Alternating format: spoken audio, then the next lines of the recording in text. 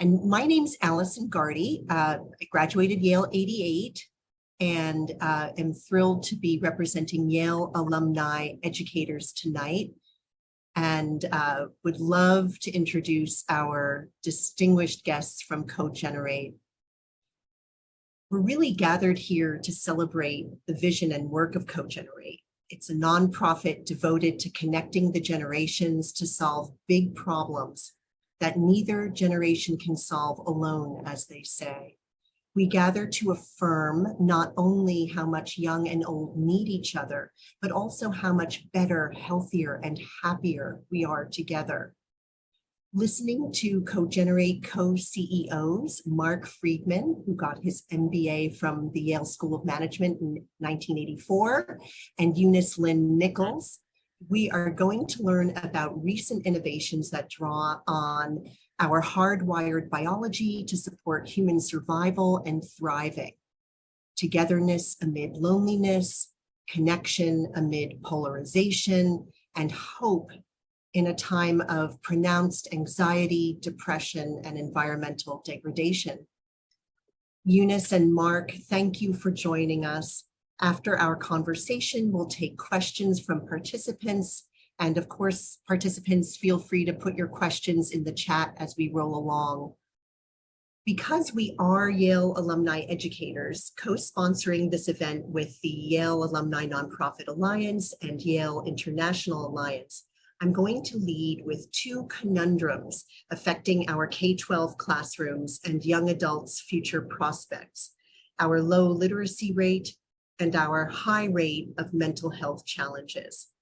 According to the National Literacy Institute, in the United States of America, 1 in 5 adults is illiterate, 54% of adults read below a 6th grade reading level, approximately 40% of students across the nation cannot read at a basic level, and that figure goes up to 70% for low-income 4th grade students.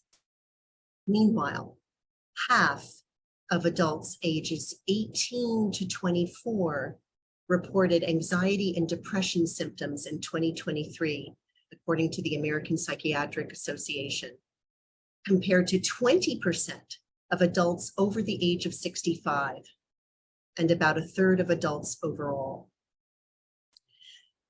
I will soon be putting in the chat a link to the CoGenerate report, which points how important education and mental health are, especially to young people today, as issues. How are we going to solve these epic challenges together?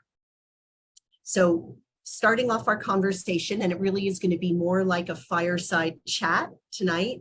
Mark, can you tell us about CoGenerate, why you founded it, and how you're bringing the generations together to help solve even these formidable problems? And I'll just mention Eunice. Could you also tell us how and why you found yourself at CoGenerate, and to talk about your journey and filling us in on campus CoGenerate as well? Take it away, Mark. Thanks so much, Alison. And it's such an honor to be part of this group, in part as the child of a public school teacher and principal and administrator. So I grew up in a household of educators. And to start and answer your question directly, at CoGenerate, we're bringing together older and younger people, older and younger change makers, to solve problems like the ones that you described: literacy, mental health, climate, to forge bonds, and also to help bridge divides in this society so characterized by isolation, polarization, and ideally to create a coalition for the future, a future that the generations can co-create, which sounds counterintuitive in a way. You know, we obviously, younger people care about the future that they're going to inhabit, but it turns out that older people, and I can say this personally, having just received my Medicare card, I turned 65, and I started out as a young person doing this work, and now I'm officially an older one. But we older people have this deep connection to the future that we won't even see. Erik Erikson, who was one of the preeminent scholars of healthy development in adulthood, talked about generativity as being the hallmark of aging well. And he said that it could be encapsulated in the phrase, "I am what survives of me." And but it turns out that Eunice and I both started working on these issues focused on young people and schools and education. And I'll quickly just chart the origins of my own journey. But when I left the Yale School of Management in 1984, I went to work for an offshoot of the Ford Foundation that was funded to come up with new ideas for education and social programs for young people growing up in low-income neighborhoods. And I became captivated by the idea that relationships for young people were all important and all too often neglected in schools. With experts in education at that point, we're talking about teacher-proof curricula. How could we get this messy element of humanity out of education once and for all, so we could evaluate these programs in more reliable ways, which ran counter to everything that young people that I met were saying. When you ask them about what mattered most, they talk about a teacher, a coach, a neighbor, a counselor. So got involved in trying to understand the importance of these bonds for young people, and with others did the first study that had ever been completed of Big Brothers, Big Sisters, which was focused on creating relationships for young people. And the results were staggering. There was a 46% difference in kids using drugs, a 50% difference in school truancy, a 33% difference in violent behavior for young people who had these mentors. But there was a massive waiting list of 30,000 young people at that point. So it raised this fundamental question of, if these bonds matter so much, where are the human beings to do the things that only human beings can do? And that led me to thinking about the vast and growing older population, which was largely untapped and seemed like this group had much to gain from being involved in education. And with John Gardner, who was Lyndon Johnson's Secretary of Health, Education, and Welfare, who was the person who implemented the Elementary and Secondary Education Act in 1965, created a program called Experience Corps, which was like a City Year or Teach for America, but focused on mobilizing older people to help children read by the third grade. So that's my education-rooted origin story. Wonderful, thank you. I'll tack on to that, because my origin story really dovetails with Mark's, in that I was, if I go back to my childhood, I'm the daughter of immigrants from Taiwan, and like a lot of immigrant families, once my parents were settled in St. Louis, Missouri, which is where I was born, they brought my grandparents over to live with us. So I grew up in a multi-generational household, and that's what I knew. I often say that my grandparents were my after-school program. I would come home to them. They made sure I got my homework done. They were providing me with healthy, nutritious snacks after school and a lot of love and care. And that was the norm for me until I went off to college, got my first job out of college, and like so many young people, got funneled into a really non-age diverse setting where my peer group became the dominant force in my life. And there was a part of me that was really excited about that, and that felt very normal. But I don't think it was until about 3 years out of college that I started to feel quite disconnected from community. I was traveling a lot for work. And it took me a bit to realize that it was because I was missing this anchor of having sort of this more sense of extended family in my life. And that happened to be the moment when I had moved to San Francisco, and I saw an ad in the paper. That's how long ago it was. I responded to an ad in the paper for a job to run an intergenerational program, recruiting older adults who are 50 and older as tutors and mentors to kids in public schools. Turns out that program is Experience Corps, the program that Mark designed and founded with John Gardner. And my thinking was really quite simple. I was like, I love older people. I grew up with my grandparents in my home. That seems great. And I was an English major in college, and I loved reading, and literacy was so important. And it's something I had passion for. I just hadn't known what I could do in that space that wasn't direct teaching. So then I spent the next really decade of my life doing what I would say is the most formative and probably joyful work I've ever done in my life. Pounding the pavement, recruiting older adults, many of whom were like my grandparents, to go into schools to walk alongside children and help them read. But in the process, I think Mark and I, in dissecting our experience of Experience Corps, really believe reading was in some ways just the platform for something much more important that was happening, and that was social connection for both older and younger generations, and really a platform for love. I think we were turning these institutional settings, these public schools, into places that felt like family, often for immigrant kids where their grandparents might have been in another country, or whose parents worked 2 jobs. We had older adults who many went to that elementary school, grew up in the neighborhood, had deep roots, but their children had left and gone to other places, or their adult children decided not to have grandchildren, and they were missing a connection as well. And I think that's the place where Mark and I just saw every day stories of older and younger coming together. While it looked one directional, the mutual benefits were there. And during that time, we actually had the opportunity to do some amazing research with Johns Hopkins University and Washington University on the health benefits to older adults as they got involved. And there were some program sites, happily not mine in San Francisco, but those that were connected to Johns Hopkins University, where the volunteers would get hooked up to, they would have to like run on a treadmill and have their mental health capacity analyzed, and then track how they did over the course of their volunteer service. And with some amazing results: lowered rates of depression, higher rates of activity, more sense of social connection, and a sense that they were tracking and understanding what the most urgent issues of our times were from the voices of young people. And so I think that's something that has really driven our passion for this body of work we're now calling CoGeneration.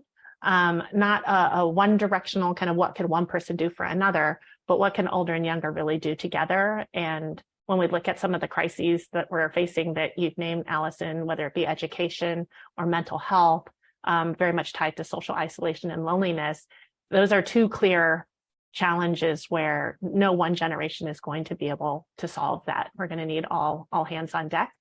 And so I'll circle back to, I think, another question you'd asked, which is about our campus CoGenerate initiative.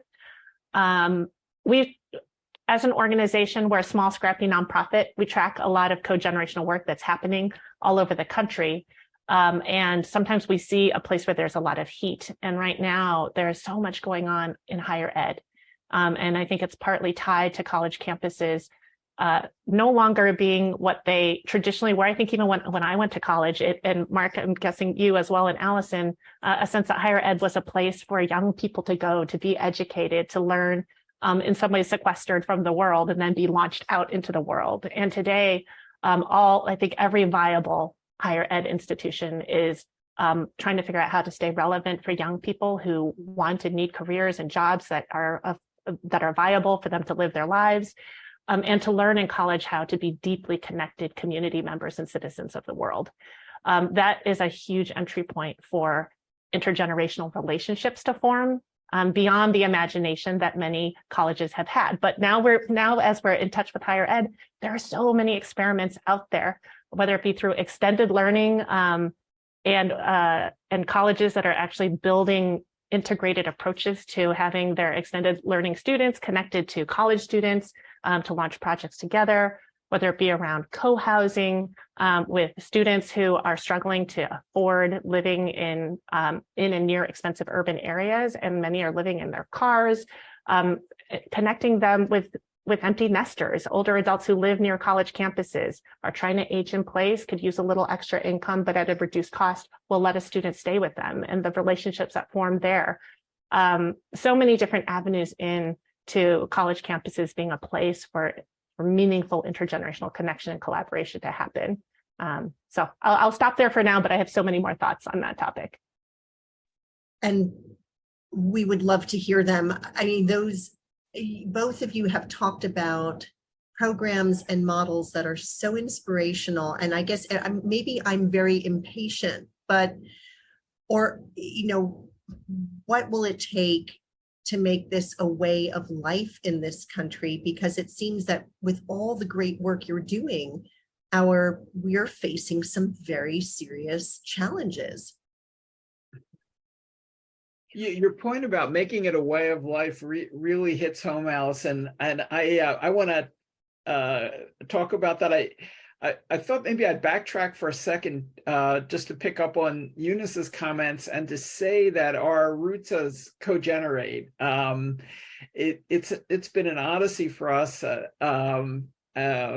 from what older people can do for younger people, which is our founding emphasis, to what older people and younger people can do with each other. Both are important and the part of what we're working on today. But I think that going back to our Experience Corps experience 25 years ago, one of the happy surprises is how the Experience Corps members ended up becoming an essential part of the fabric of the schools, and these partnerships formed so often between young, overwhelmed teachers who were in classrooms of 30 kids or more and didn't have a single adult to talk to, and these grandparent-like figures who were a source of calm and perspective and a listening ear. And that happened also with we had AmeriCorps Vista members who were just out of college in most cases, and they formed these tight bonds with older people. And it seemed like there was a formula for a better world there that was at the intersection of proximity, purpose, and problem solving.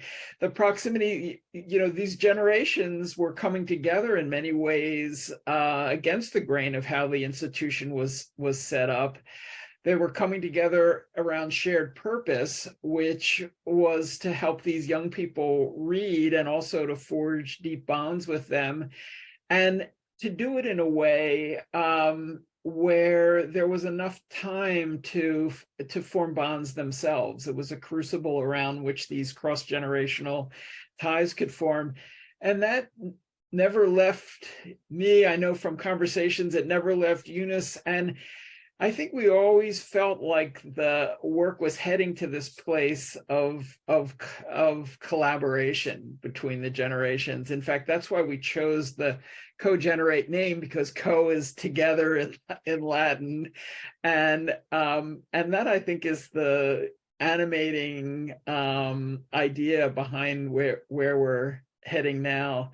And maybe just quickly, I'll say, to actually respond to your question, is, one of the conundrums that I think we all felt after this Johns Hopkins research came out, and research from WashU, and just the observed experience of how much mutual benefit was happening in Experience Corps, is, why doesn't this just happen naturally? If the first question is, where are the human beings to do these essential things? The second was, well, why aren't they just happening already? These older people are living in the same neighborhoods. And I think that, has been something that we've been seeing over and over again. And the answer is basically, we reorganized society over the last 100 years in a way that was totally at odds with much of human history and evolution and human thriving, and created this experiment of radical age segregation, not for nefarious reasons, but because we thought we could get economies of scale and do things more efficiently by putting young people in schools and middle people in workplaces and older people in retirement communities and senior centers and nursing homes and the like. And there were benefits, to be sure, but they've left us really with a lot of problems: ageism, isolation, conflict. They've contributed to the missed opportunity that I think Experience Corps showed us for the first time. But they've left us utterly unprepared for this demographic reality that's already started washing over us, which is that we have become the most age-diverse society in human history. 25% of the population is under 20, 23% is over 60, 52% is in the middle, but even more, we actually have the same number of people at pretty much every age from 0 to 74. And we got to learn to work together across ages if we're going to make this multi-generational future work. Fascinating. Eunice, did you want to add anything to what Mark just said? Yeah,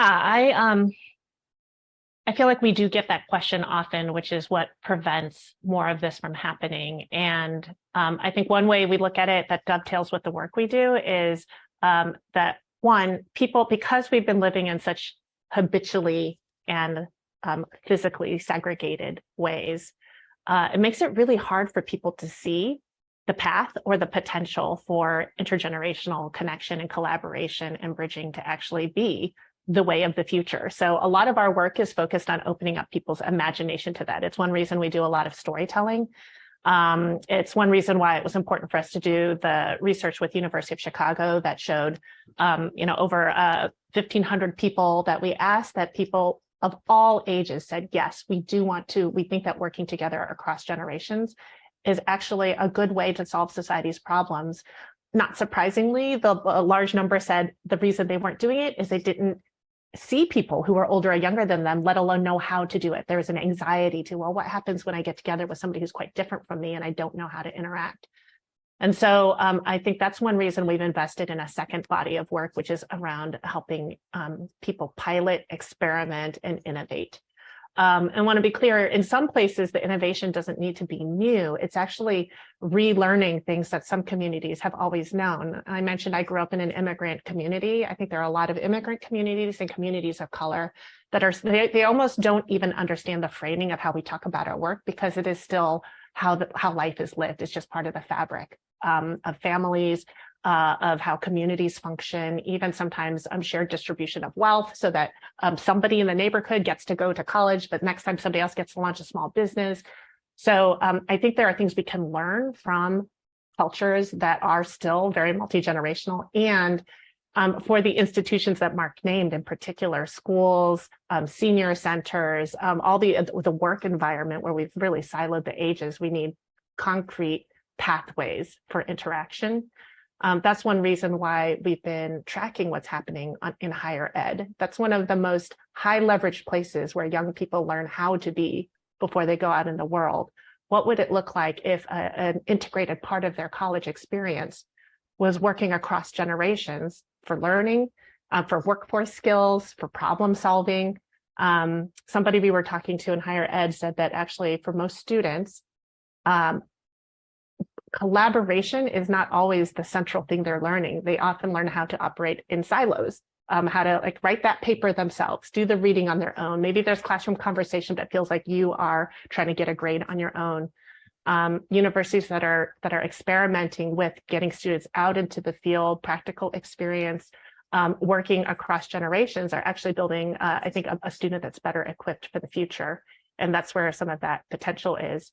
I'll say two other things that we've been tracking in addition to our own research from University of Chicago is just in the last year or so, there's been some interesting research on the impact of cross-class friendships. Raj Shetty had some really interesting research that said when a young person has friendships across class, that actually is one of the biggest determinants of them then rising up in their own path and journey, having a different vision for what's possible educationally and career-wise. If you add onto that a multi-generational frame, I think every young person who's actually had an older adult in their life and seen their lived experience of a career path, of access to college education, also has built in that cross-difference connection. And there's another recent study from the Over Zero and American Immigration Council called the Belonging Barometer that was looking at the state of belonging in America and how rampant the sense of non-belonging is right now during a time of great polarization. But across the board, belonging was most equated with people who actually had a friend who was different from them in some significant way. Could be different by race, by partisanship, by religion, by age. And I think one reason for that is you can feel a sense of belonging when a family member says that you are significant to them. There's a different level of belonging when somebody who's really different from you says, I see you, you matter. it crosses a bigger boundary, and I think gives you an even greater sense of I belong not just in one contained area, but across the board. That's another reason why I think multi-generational friendships, given there's such a natural evolutionary wiring to want to be with somebody older or younger than yourself, is a strong platform for them bridging all kinds of other divides and helping all people have a better sense of belonging. So I'll stop there. I so appreciate what both of you have said. And as you emphasize your, the organic desirability of your work and your programs, the incredibly positive reception of your work, the people calling for more and more connectedness between the generations. And Eunice, I'm so glad you brought up how so many communities have made life work by simply living in the model that made life work. And whether it was relatives living close by and everyone sharing in the shopping and, alternating siblings, taking care of grandma and grandpa as they get older, whatever it is. And you mentioned something that I found so poignant where you said when you introduce this framework, it sort of doesn't even make sense because it feels so intentional to say, well, let's bring the generations together to communities that have, I don't know how you feel about this, but really have an unsung story of great success. There are so many negative narratives out there about people who are economically stressed, and yet there's this extraordinarily positive narrative that everyone seems to just take for granted. So my question is, how do we pull together a sort of national will around this? It's there. The evidence shows you it's there.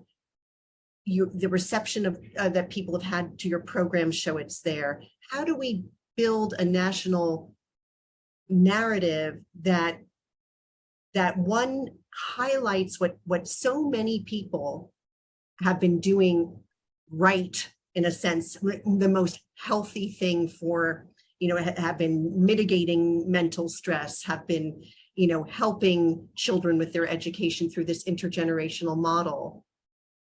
And how do we somehow become more intentional across the board? Because all of this works. So why aren't we doing more of it? And why are we really kind of getting to a very dangerous edge in our problems? Well, I'll throw in one additional thing when Mark talks about how siloed we are as a society.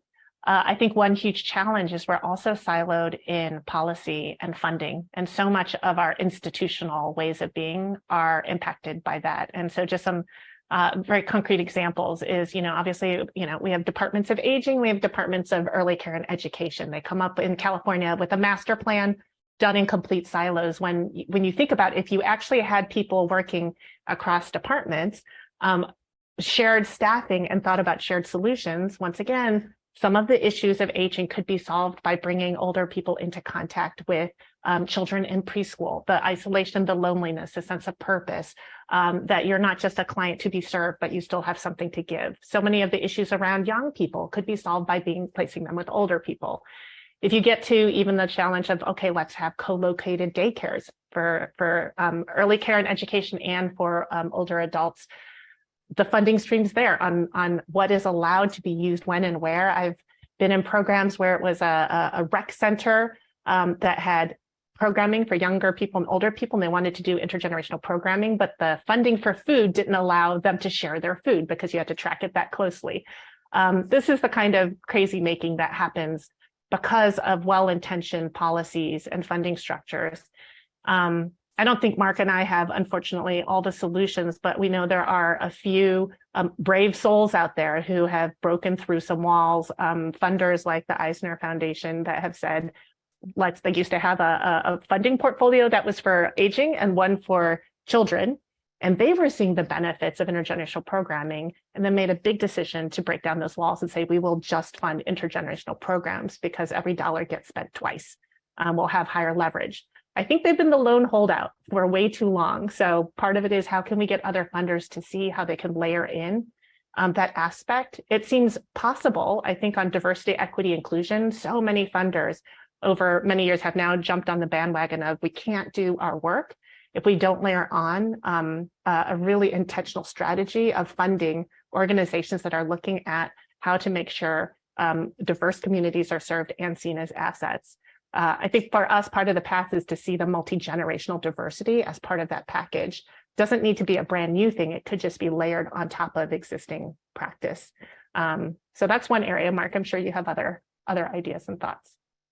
Yeah, so, I have many reactions. One, is echoing something that Eunice said earlier. We have a lot of mnemonic devices at CoGenerate, a lot of things that are alliterative, and maybe I need them now that I'm 65 to remember. But we, I think we see three problems that are keeping something that we feel like I should just say, and I wanted to make this point somewhere along the way, that what's a source of optimism is that this is a solution that is wanting to happen. It's something that has a long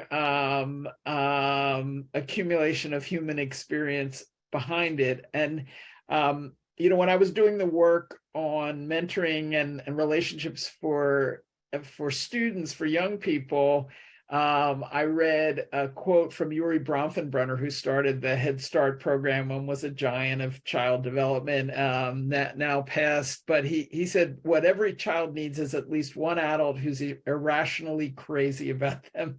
And I've since learned as an older person that, and you see it with any grandparent, that older people need to be irrationally crazy about young people too. The Harvard study of adult development, which was just the findings were just encapsulated in a wonderful book, The Good Life. It's the preeminent, longest standing study of happiness. And later I found that older people who worked with young people were 3 times as likely to be happy as those who failed to do so. And so there's a fit. But the most powerful research I've seen, I just learned about last month. It's from an anthropologist at the University of California, Santa Barbara, Michael Gervin, who has done extensive studies of hunter-gatherer societies. And his conclusion basically is that it's not an accident that we have elderhood and childhood, but actually it's an evolutionary adaptation, and that older people were built to teach younger people, and that people in the middle are occupied with doing and providing and raising kids and teaching them skills, but older people are the transmitters of culture. And there are many people who And so it's really striking. It's essentially, we have this vast and growing population of teachers in many different forms that we fail to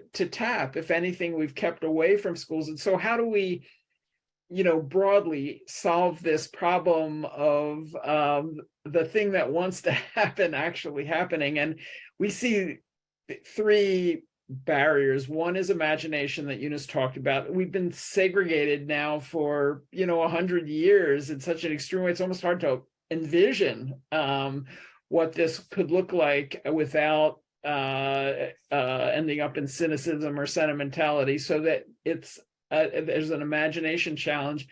Then there's an innovation challenge. We've been immensely creative in keeping people from each other, right? I mean, senior centers, nursing homes, and retirement communities, those were not natural phenomenon. They were created by entrepreneurs who were brilliant and who marketed them.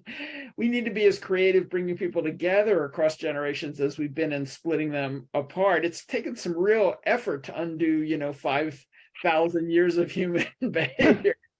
And then we need to invest in ways that could take this to a scale commensurate with the opportunity, with the need. So imagination, innovation, and investment are the 3 arenas that we're plying. And but I think it's something where the wind is really, I feel very strongly at our backs. There's been a fourfold increase in multi-generational housing over the last few decades. Oftentimes in communities of color and immigrant communities, there are lots of lessons out there. There's lots of things that are moving in the right direction. So I think there's an opportunity to really build on that. So exciting, and needed to happen yesterday, and I'm so glad that the momentum is building. We have had a couple of questions come in, and one is actually I think brings us in a slightly different direction, because I could talk all night about the advocacy for this. So Meg Wickwer from Concord, Massachusetts, asks how the nitty-gritty of your programs work, and could you give an example of one of these programs? Do older people go to the classroom during reading time? Are they responsible adult supervisors of after-school programs? What does the intergenerational work look like? And before you answer, I'm just going to quickly say I will look for the link in the chat. On May 22nd, right? You will be having an event online, so maybe that can be worked into your answer while I look for the link. But wonderful. Yes. So I'll take a first stab at that. Mark, feel free to add in.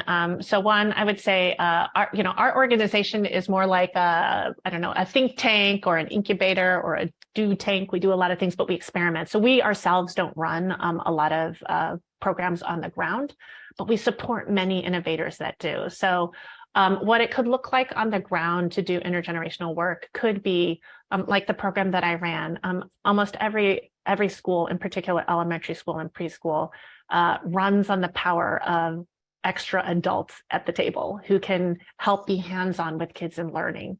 It's so important for those kids to actually have a diverse mix of older and younger people who can be tutors and mentors to them. And what I've seen is that when the teams that are supporting schools are multi-generational, that's what helps little kids see both, they get the benefit of different lived experience. A grandma is going to tutor and mentor a child differently than a college student, both valuable, but different. And the extra secret sauce for the child is that they see that service, volunteerism, and purpose stays with you your whole life. It's not just something you do when you're young or something you do when you're older and have more time. You can have that be a critical part of your life all the way through. When kids have that embedded at a young age, it shifts the way that they are citizens of the world. It can look, another way it can look is, we think a lot about cogeneration in the workforce. Maybe you're still working. If you are somebody who's older, for sure, you're probably working with, some of us are working with 5 generations in the workforce. How do you get intentional about staffing teams that actually leverage that type of diversity? If you're older, how do you reach out to a young person and offer some of your experience, but at the same time, think about the mutuality and ask them to teach you something? A lot of the intergenerational work we see gravitates naturally towards being one directional. The older person mentors the young person in reading, for example. Maybe the young person helps the older person get on technology. These would be kind of 2 stereotyped ways of saying what people have to give. What we've seen is that can often be a good starting point. Somebody has something to give, somebody has something to learn. Any program that's designed where you can shift that model to learning side by side. We both have something to give. How can we see each other's assets and share that with each other is a great second step.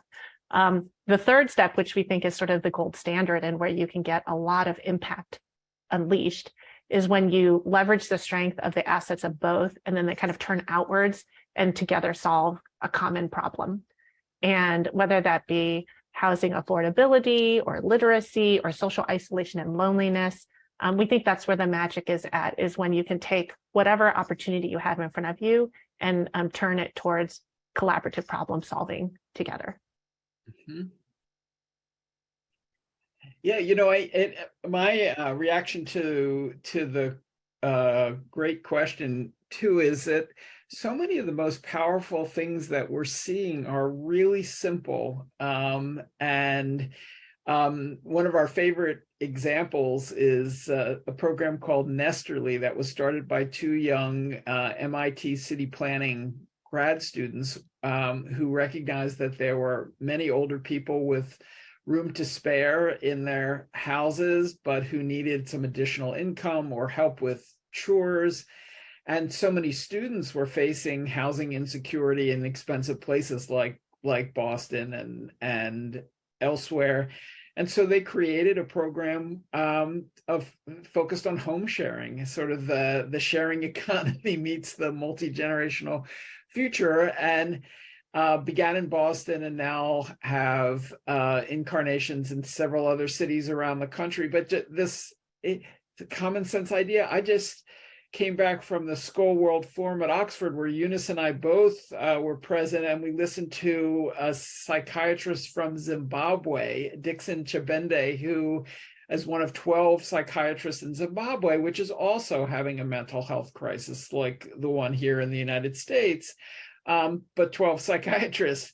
So he created something called the Friendship Bench. It's a bench where he gets grandmothers who are trained in cognitive behavioral therapy, but as lay therapists who work mostly with young people who are experiencing mental health challenges. And it's been phenomenally successful. There have been 100 clinically tested studies that show it outperforms mental health professionals in many cases.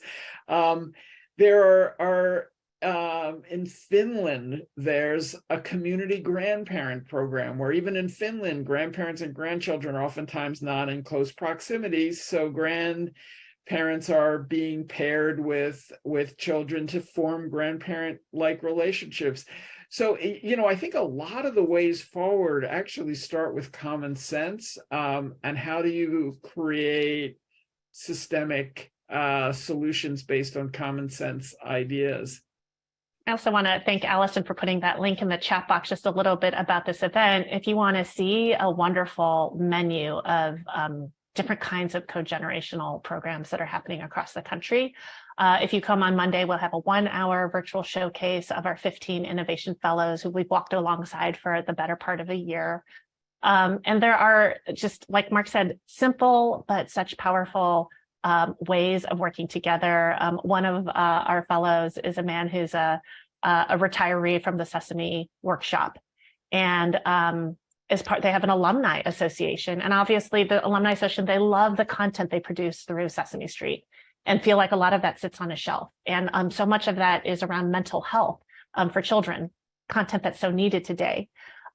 He ended up creating a program where the alumni of Sesame Workshop, it's a 3-generation program. They work in collaboration with high schoolers, teach them about the Sesame Workshop content, and then support that high schooler as the high schooler teaches that content to young children. A lot of it is done virtually, and so the older adult can be there kind of silently helping and supporting, but not overstepping. I think part of what's so wonderful about that model is there's a collaborative piece where the older is bringing what they have to the table. They're learning a lot from working with the high schooler, but then there's a moment where they have to let the high schooler learn on their own and struggle through the challenges of how to engage, and then they debrief together afterwards. And then the beneficiary of this, these young kids, once again, they get to see this wonderful model of cogenerational collaboration impacting them and their love of learning and their mental health. If you come on Monday, you'll see 14 other examples like this. They'll be in conversation with each other, and I think you'll find it inspiring and spark some new thinking. Oh, I see Alison, Lou's a friend of yours. Well, we are huge fans of him. It doesn't surprise me that you found each other. I mean, it seems that CoGenerate is a place for visionaries to go to kind of help this wave of natural momentum happen, because there's no point in our dying in isolation. We have each other. We have the ingredients we need. And I am going to get back to our first question, Josiah Brown. I haven't forgotten you, but just to follow the thread a bit of this conversation, Mark Ramoser asks, and Mark, I know you're in California, instead of senior housing, couldn't we put some senior units and some family units in the same building along with units for those in between? Can you just talk a little bit about the models that you're seeing that are working? Yeah, go for it, Mark. So there's so many great examples in this space. Well, I can just say personally, during the pandemic, we have a small cottage in the back of our house that we were renting out since we moved here, and my in-laws moved in the back. So I'm living out this multi-generational ideal and seeing how it is more practical. My mother-in-law takes our middle child off to bass lessons, but it's also brought a kind of happy interdependence as well, and this movement throughout California of ADUs, of accessory dwelling units, which are being encouraged, is an example of how urban planning and design can lead to more multi-generational arrangements. But we've been very keen in our work at CoGenerate in some of these very dramatic experiments. So one of our favorite stories is a housing complex in Portland, Oregon called Bridge Meadows, where foster families are living amidst older people who become kind of community grandparents on a day-to-day basis. And it's a deliberately multi-generational place where the older people do a certain amount of volunteer work, but most of the benefits really come out of the natural opportunity of living together. When I was writing my last book, I went and visited places like that, including retirement communities like Judson Manor in Cleveland, it's a group of well-educated, arts-loving older adults who live in this upscale retirement community between the Cleveland Clinic and all the main cultural institutions of Cleveland. And they decided that they would have graduate students at the Cleveland Institute of Music and the Cleveland Institute of Art come and live with them, so that they'd have more art and music to entertain them. It was a kind of efficiency play, which ended up in humanity in so many different ways. A story that I love to tell is of a 93-year-old woman I met, Carla, who lived next to a 26-year-old violist who married another 20-something violist.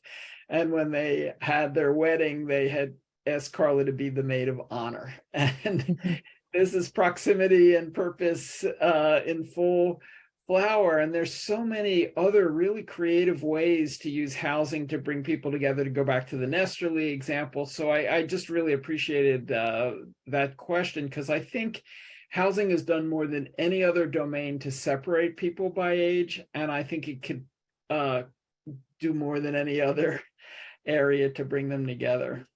Yeah, and there's also, if you're interested in tracking this type of work, there's an entire movement that's college connected. It's what is it?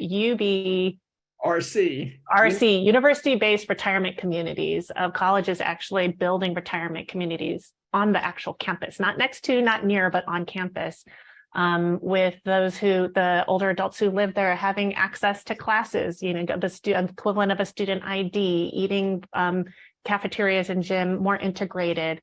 There aren't as many of those as you might think. I think colleges are looking for ways to actually bring community onto campus. This is a space that we think a lot of innovation can happen. And Mark and I recently visited one of them at ASU.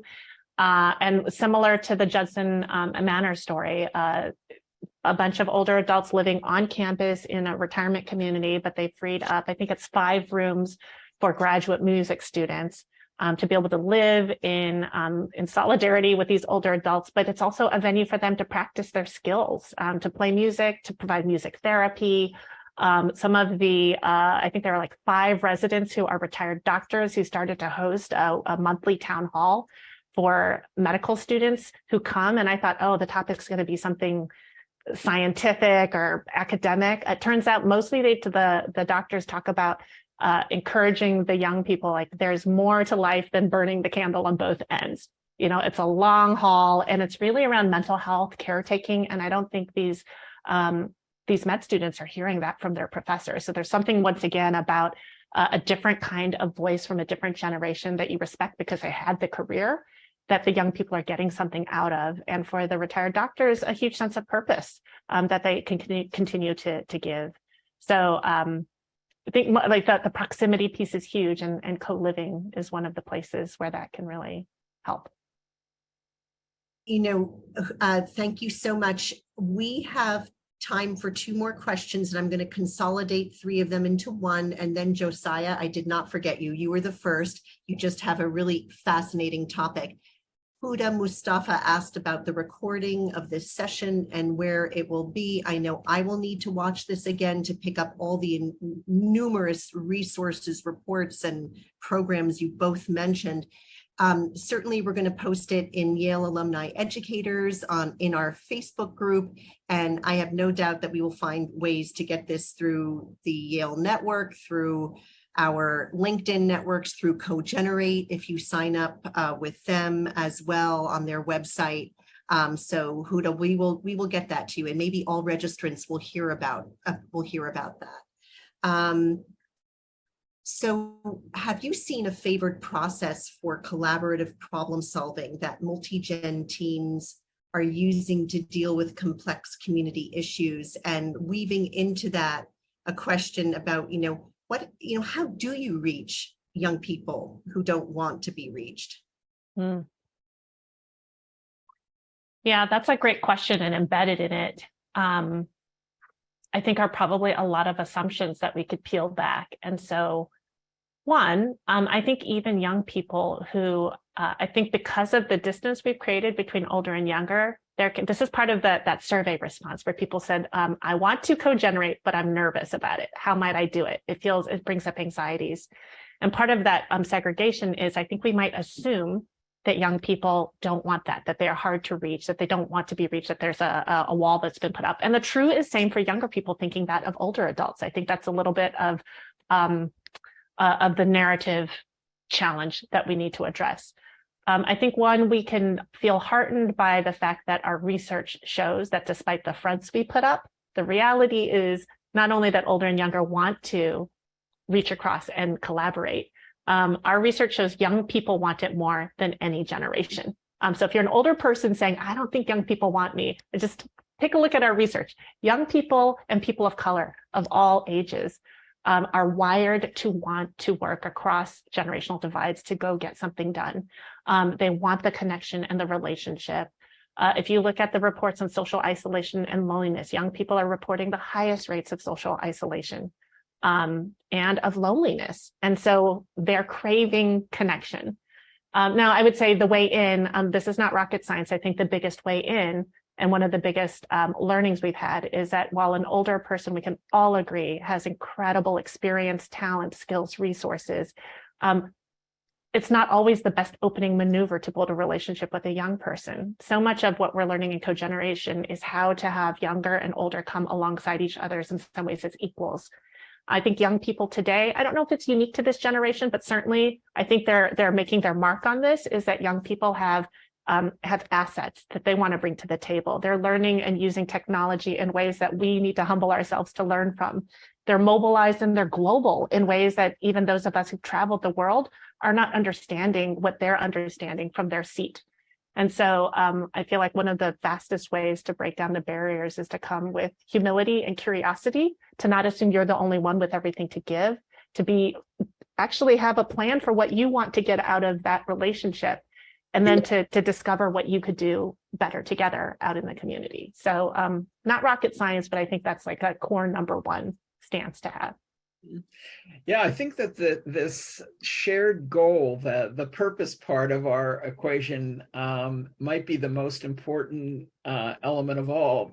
That this might sound like a non sequitur, but there was a short piece in today's print edition of the New York Times about the Ukraine and about how older and younger people are coming together to deal with damage from the Russian attacks, and older people are housing young volunteers. I think the group is called Repairing Together, who are fixing the infrastructure in their communities. And so, it's a tragic example of how something terrible is bringing the generations together. But on a more aspirational side, we're seeing older and younger people coming together around issues. One of our favorite organizations is Third Act, which was created by Bill McKibben, who started 350.org, organizing young people around climate, and has now is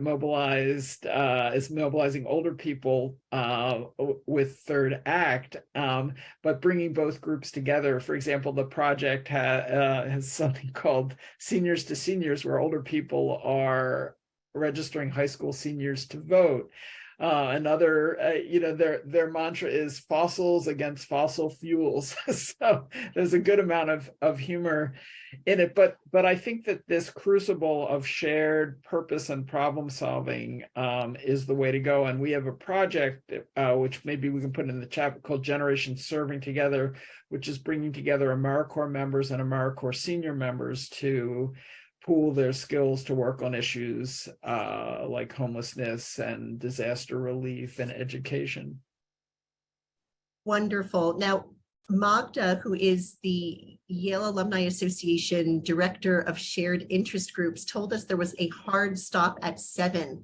Magda, if I don't get to Josiah's question, I think the guilt will consume me. Is that possible? Because he's been so patient. Well, yes, please answer. Oh, yay. Thank you, Magda.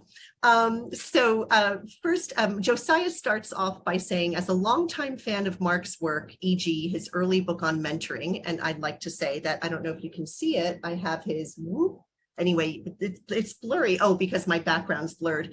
How to Live Forever, the enduring power of connecting the generations. I'm sure, there we go. Now it's, yes. I have that here and recommend it. That's another webinar. I am very pleased, writes Josiah, to hear tonight's discussion beyond issues such as literacy and mental health. Do the panelists have comments on older adults advocacy with and for children? Here in Connecticut, we recently launched a new statewide affiliate of the volunteer court-appointed special advocate CASA movement for children who have experienced abuse and neglect. Any lessons, insights from other such cross-generational movements and from other states would be welcome. Yeah. I'll add just to dovetail, actually, Mark's example before of Third Act is such a wonderful example of olders and youngers bringing different skill sets and resources to the table around advocacy, in that case for the environment. There's another wonderful example called Forever Voters that is League of Women Voters who are advocating to help get young people registered to vote, and knowing that if you get a young person to vote early, they become a forever voter. That's sort of the pathway. You have to get them right and instill the values at the very beginning. And so part of, I think, I would say, learn from those that are out there doing the advocacy work. I think there's a lot of exciting progress. There's a young person who started a Youth Against Alzheimer's that's all about getting young people to care about Alzheimer's now. That feels like such an older person's issue, but this young person saw that, like, if we don't, like, we have a generation to try and solve this. If not, we are all walking into this future. How do we get young people to go study this, research it, move into fields to address it and to care about it and advocate for it now? Another good example of how you can bridge seemingly one-sided issues and bring younger or older into care together. Wonderful. And Magda, Maggie pointed out to me that I kind of didn't quite bring forth her question. She's absolutely right, which was, have you found collaborative models that work, that for problem solving, that work especially well in multi-generational teams? And last question, so sorry. What I would say for that is sign up for our e-mailing list. You can find it at www.cogenerate.org. We are in the midst of learning and generating tools and resources and case studies to answer that exact question, including frameworks for how one can move from a one-directional program to one that's really about the width. So more to come. Not holding back anything back. I'm saying follow us because that's what we're doing, and we'd love to share it with you as it comes up. This has been wonderful. We knew this hour would race by. I can't thank you enough, Mark and Eunice, for uplifting and educating us. Thank you. It's been a total joy, Alison, and really grateful for the chance to do this and for the wonderful questions. Yes, thank you. So welcome. To be continued. Bye. Bye.